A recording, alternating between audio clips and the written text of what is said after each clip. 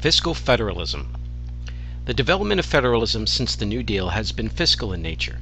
That is, how much funding is appropriated by the federal government to the states, under what conditions, and what the states can do with these funds.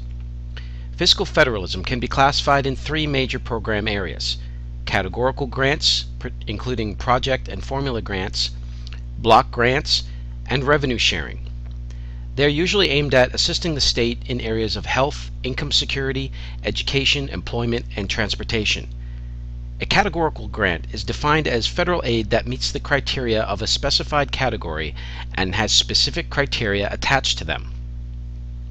These criteria can range from non-discriminatory practice to minimum wages. The two types of categorical grants that are given are project grants, which are based on competitive applications by states and individuals, and formula grants, which are based on specific formulas developed by Congress.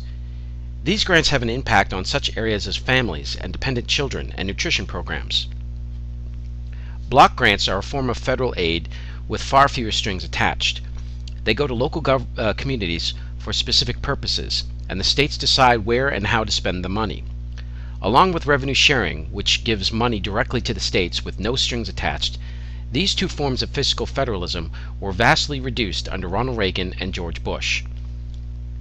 An example of the block grant concept implemented during the Clinton administration was welfare reform. After vetoing the Republican-sponsored welfare reform proposal, President Clinton ultimately signed into law a far-reaching welfare reform bill in 1996. This law transferred the responsibility of welfare to the states. The federal government eliminated the entitlement and gave block grants to the states. The states then developed their own programs to move people from welfare to work within a 5-year period. The whole issue of state reliance on federal grant money raises serious questions regarding the amount of independence the states want from the federal government.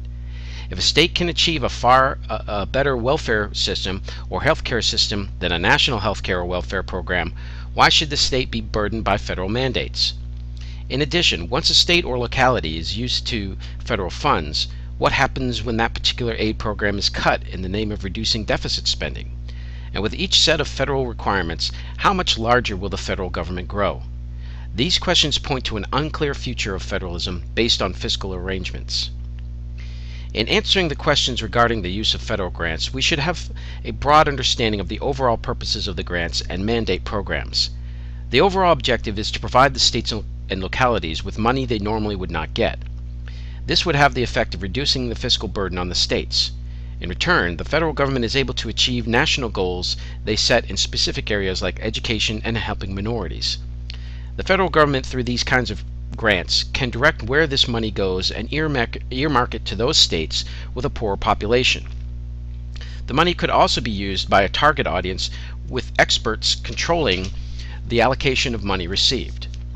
The end result would be the development of many programs by state and local agencies without creating massive government bureaucracy.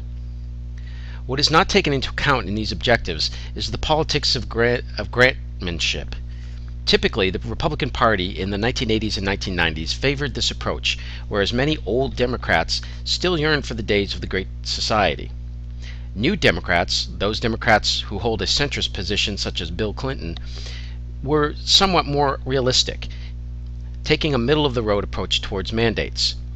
The other factor is that, to a large extent, the public at large does not directly see the benefits of these programs. They feel the federal government is intruding on their everyday lives, and many people in surveys taken say that they resent big government.